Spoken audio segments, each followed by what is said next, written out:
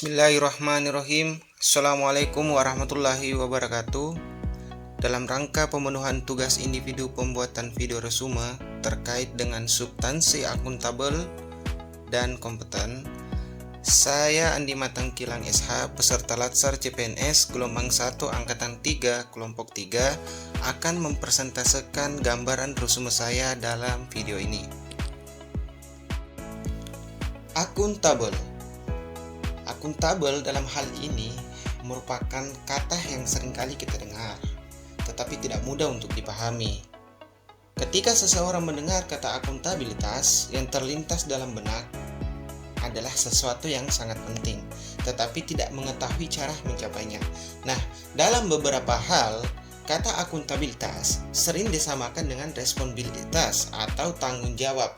Padahal pada dasarnya, kedua konsep tersebut memiliki arti yang berbeda, di mana responsibilitas adalah kewajiban untuk bertanggung jawab yang berangkat dari moral individu, sedangkan akuntabilitas merupakan kewajiban yang bertanggung jawab kepada seseorang atau organisasi yang memberikan amanat. Amanah seorang ASN menurut Surat Edaran Menteri Pendayagunaan Aparatur Negara dan Reformasi Birokrasi Nomor 20 Tahun 2021 adalah menjamin terwujudnya perilaku yang sesuai dengan core value ASN berakhlak. Aspek-aspek akuntabel. Aspek-aspek akuntabel terdiri atas beberapa aspek akuntabilitas. Pertama, akuntabilitas adalah sebuah hubungan atau accountability is a relationship. Nah, apa sih yang dimaksud dengan akuntabilitas dalam sebuah hubungan? Merupakan hubungan dua pihak antara individu, kelompok, ataupun institusi dengan negara dan masyarakat, di mana pemberi kewenangan bertanggung jawab memberikan arahan yang memadai, bimbingan, dan mengalokasikan sumber daya sesuai dengan tugas dan fungsinya. Kedua, akuntabilitas berorientasi pada hasil. Yang dimaksud dengan akuntabilitas berorientasi pada hasil adalah perilaku aparat pemerintah yang bertanggung jawab, adil, dan inovatif. Nah, dalam konteks ini, setiap individu, kelompok, ataupun institusi dituntut untuk bertanggung jawab dalam hal pelaksanaan tugas dan kewajibannya, serta dapat selalu bertindak dan berupaya untuk memberikan kontribusi untuk mencapai hasil yang maksimal.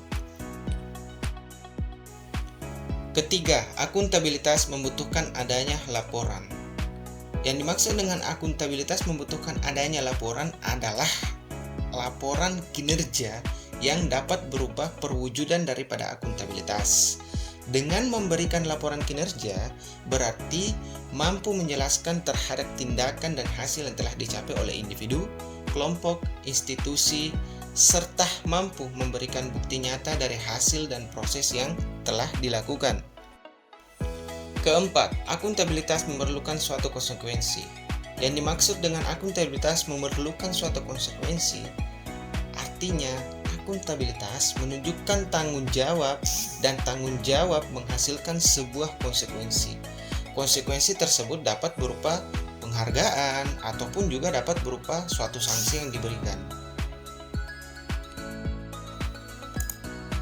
Nah, selanjutnya, apa pentingnya akuntabilitas? Pada dasarnya, akuntabilitas adalah prinsip dasar bagi organisasi yang berlaku pada setiap level atau unit organisasi sebagai suatu kewajiban jabatan dalam memberikan pertanggungjawaban laporan kegiatan kepada atasannya. Panduan perilaku dan kode etik akuntabel. Ada 3 aspek yang harus dipenuhi dalam panduan dan perilaku ataupun kode etik dari nilai-nilai akuntabel ini. Yang pertama, seseorang diharapkan memiliki kemampuan melaksanakan tugas dengan jujur, bertanggung jawab, cermat, disiplin, dan berintegritas tinggi. Kemudian yang kedua, diharapkan memiliki kemampuan menggunakan kekayaan dan barang milik negara secara bertanggung jawab, efektif, dan efisien. Kemudian yang ketiga, Kemampuan menggunakan suatu kewenangan jabatannya dengan memperhatikan nilai-nilai daripada suatu integritas tinggi itu. Kompeten. Kompeten dalam hal ini berupa kompetensi adalah perpaduan aspek pengetahuan atau knowledge, keterampilan atau skill, dan sikap atau attitude yang terindikasi dalam kemampuan dan perilaku seseorang sesuai dengan tuntutan pekerjaan. Nah, dalam core values ini, seseorang atau aparatur sipil negara dalam hal ini harus selalu siap untuk terus belajar dan meningkatkan kapabilitasnya sebagai abdi negara.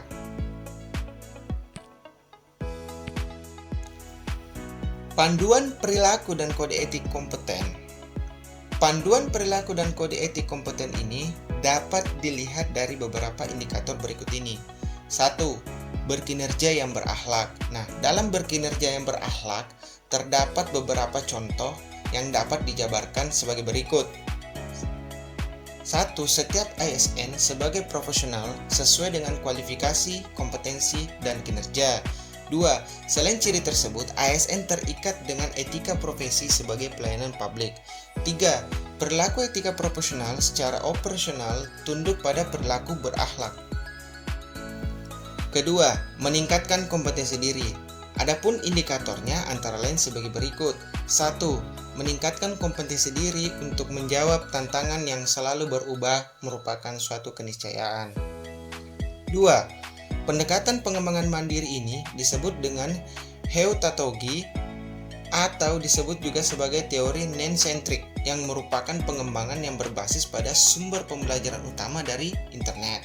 Yang ketiga, perilaku ASN pembelajar, yaitu melakukan konektivitas dalam basis online network, di mana sumber pembelajaran lain bagi ASN dapat memanfaatkan sumber keahlian para pakar atau konsultan yang mungkin dimiliki unit kerja atau instansi tempat ASN bekerja atau tempat lain. Yang keempat, pengetahuan juga dihasilkan oleh jejaring informal atau network yang kemudian mengatur diri sendiri dalam interaksi dengan pegawai dalam organisasi ataupun di luar organisasi. Ketiga, membantu orang lain belajar. Adapun indikatornya antara lain sebagai berikut. 1. Dengan sosialisasi dan percakapan di ruang istirahat atau di kafetaria kantor, termasuk morning tea atau kafe, seringkali menjadi ajang transfer pengetahuan.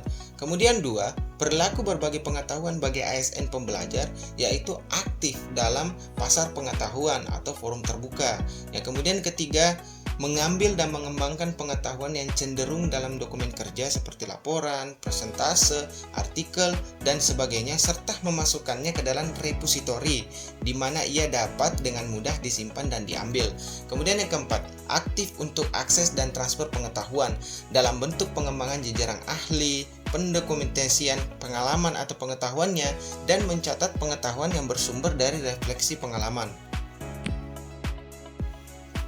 Keempat, melakukan kinerja terbaik. Adapun indikatornya antara lain sebagai berikut. 1. Pengetahuan menjadi karya. Apa sih itu pengetahuan menjadi karya? Bahwa pengetahuan menjadi karya sejalan dengan kecenderungan setiap organisasi, baik instansi pemerintah maupun swasta, yang bersifat dinamis, hidup dan berkembang melalui berbagai perubahan lingkungan dan karya manusia. Kedua, pentingnya berkarya terbaik dalam pekerjaan selayaknya tidak dilepaskan dengan apa yang menjadi terpenting dalam hidup seseorang. Baik, itulah penjelasan singkat saya dalam video ini terkait dengan video resume substansi, akuntabel, dan kompeten. Saya ucapkan banyak terima kasih. Wabillahi fisabilil haq. Wassalamualaikum warahmatullahi wabarakatuh, dan sampai jumpa di tugas-tugas berikutnya.